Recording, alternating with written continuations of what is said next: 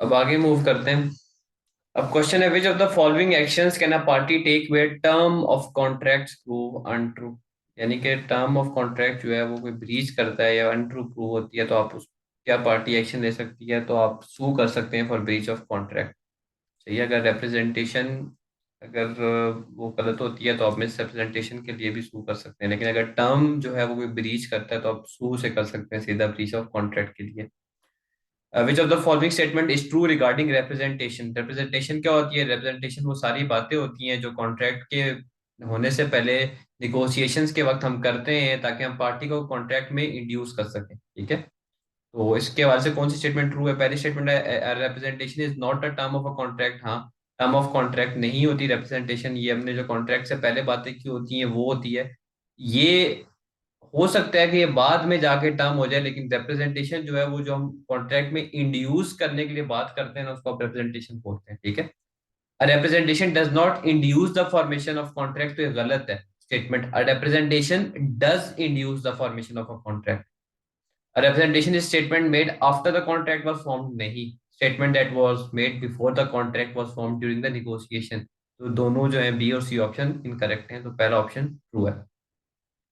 फिर है, which of the following statement regarding implied terms are is correct. दो तरह की टर्म्स होती थी, एक्सप्रेस जो कि एक्सप्रेस थी, पार्टी जो कॉन्ट्रैक्ट मेंशन करती थी कॉन्ट्रैक्ट में। एक जो कि इम्प्लाई होती थी, imply by custom, imply by statue, imply by code. ठीक है, वो होती थी।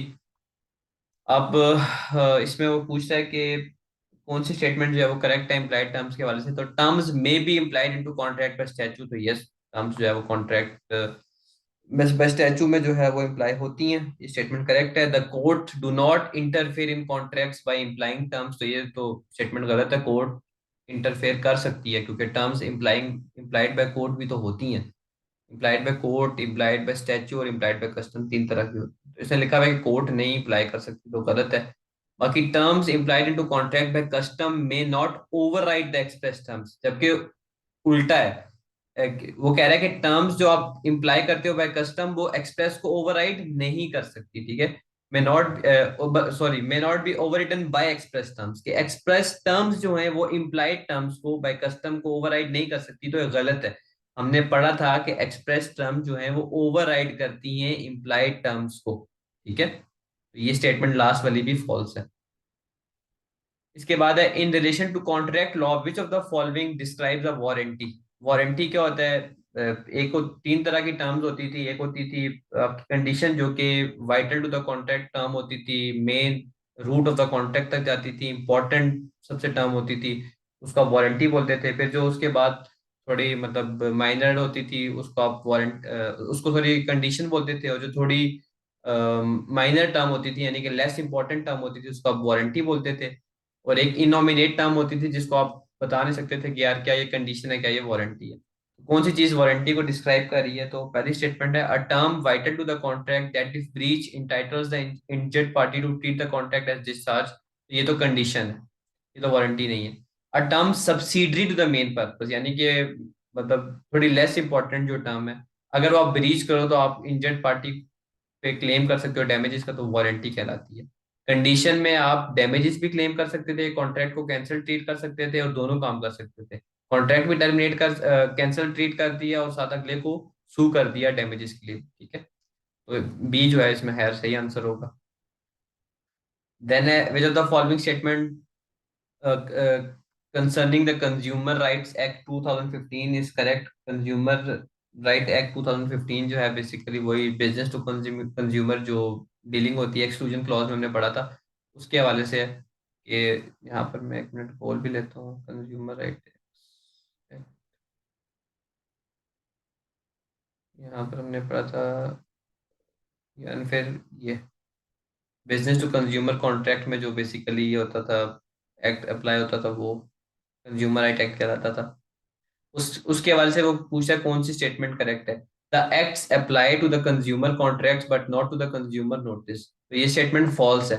ये जो एक्ट है वो कंज्यूमर कॉन्ट्रैक्ट्स में भी जो एक्सक्लूजन क्लॉजेज है उनको भी देखता है, और जो आप कस्टमर को नोटिस देते हो, ठीक है, उसमें भी जो एक्सक्लूजन क्लॉजेज है बेसिकली उनके हवाले से भी कंसर्न होता है। ठीक है, तो सिर्फ और सिर्फ कंज्यूमर कॉन्ट्रैक्ट के हवाले से कंसर्न नहीं होता, बल्कि कंज्यूमर नोटिस के हवाले से भी कंसर्न होता है, जो कि इसने लिखा हुआ नहीं है।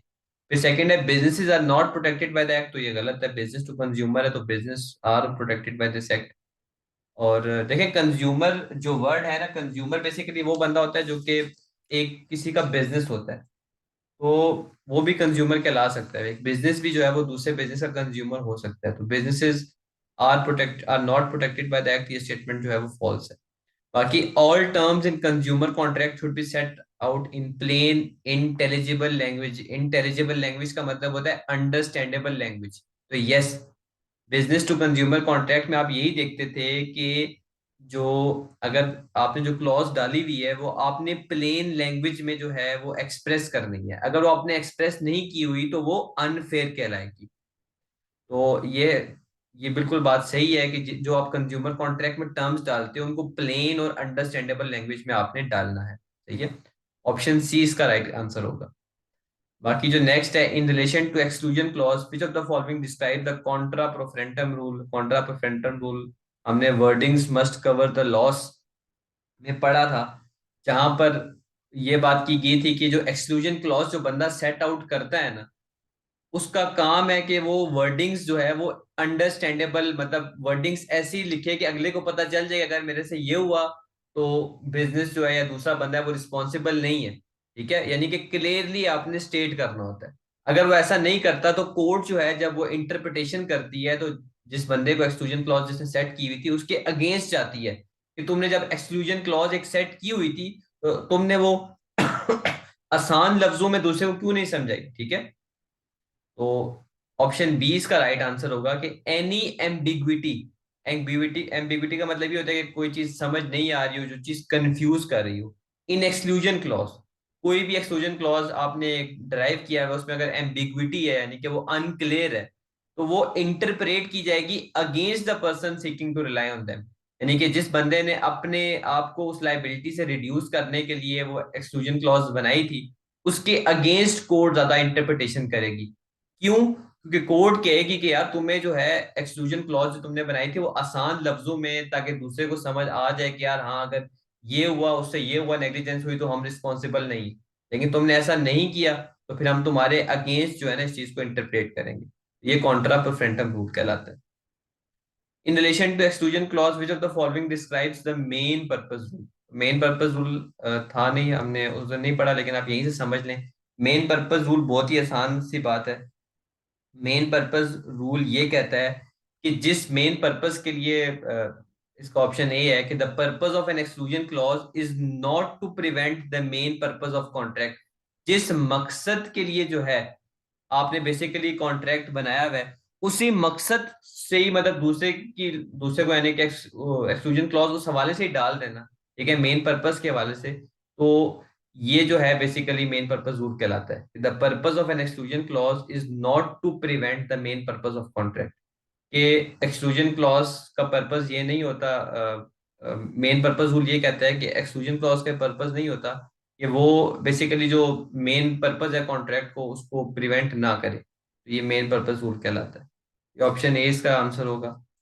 बाकी at which point in a contractual agreement representation is made, तो ड्यूरिंग प्री कॉन्ट्रैक्ट नेगोशिएशन ऊपर हम बात कर चुके हैं। How are express terms incorporated into contract by the parties themselves. जो लोग कॉन्ट्रैक्ट कर रहे होते हैं वो खुद उसको इंक्लूड करते हैं।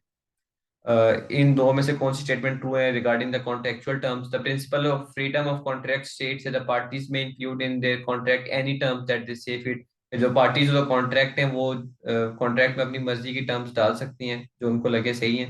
ये ट्रू है। To be a valid a contract must be complete in its term. Yes, contract को उसकी टर्म में कंप्लीट होना जरूरी है। थर्ड पार्टीज जो है वो एसेंशियल टर्म ऑफ कॉन्ट्रैक्ट को डिटरमिन नहीं कर सकती, तो जरूरी नहीं है। अगर जो पार्टीज ऑफ द कॉन्ट्रैक्ट है वो तीसरी पार्टी को राइट देते हैं कि यार तुम भी टर्म्स इंक्लूड कर सकते हो, तो वो कर सकते हैं। बाकी when a term is classified as condition the only remedy to injured party is to claim damages, तो गलत है। अगर कंडीशन है तो इनोसेंट पार्टी डिस्चार्ज कॉन्ट्रैक्ट को ट्रीट कर सकती है, डैमेजेस भी क्लेम कर सकती है और दोनों काम कर सकती है। ये स्टेटमेंट फॉल्स है। इनॉमिनेट टर्म जो है वो कहता है कि ना कंडीशन होती है ना वारंटी। कौन ये डिटरमिन करता है कि क्या ये कंडीशन है क्या ये वारंटी है, तो कोर्ट डिटरमिन करती है। और कैसे डिटरमिन करती है? डैमेजेस को देख के। अगर तो डैमेजेस छोटी अमाउंट के हैं तो कोर्ट कहेगी कि वारंटी है, अगर डैमेजेस बहुत ज्यादा हैं तो कोर्ट कहेगी ये कंडीशन है। उसके बाद विच of the following statement concerning exclusion clauses is correct, कौन से स्टेटमेंट जो है वो एक्सक्लूजन क्लॉज के हवाले से करेक्ट है।